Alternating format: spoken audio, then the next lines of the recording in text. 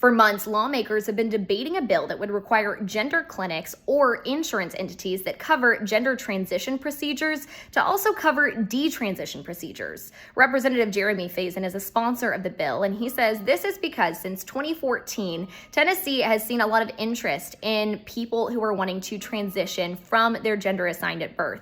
He says they've also seen a lot of cases of buyer's remorse, where after a person transitions, they want to detransition back to the gender that they initially were.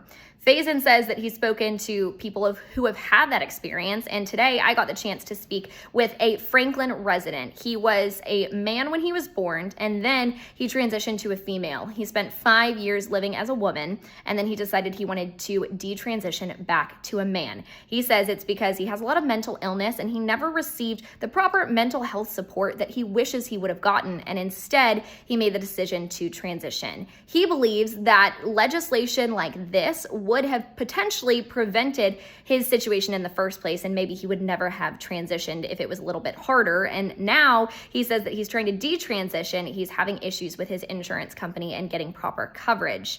Now, I also spoke to Councilwoman Olivia Hill. She is trans, and she has been vocal about that, and she's very involved in the trans community. And she's worried that this bill could be really harmful because it would make providers and insurance companies potentially less willing to perform or cover that initial surgery. She says that this could be harmful to the trans community, and she thinks that the legislature is focusing on the wrong thing, especially since this community is so small. And she told me that she wishes that the transgender community could live their life out proud and not be afraid of legislation like this that would make access to healthcare even more difficult.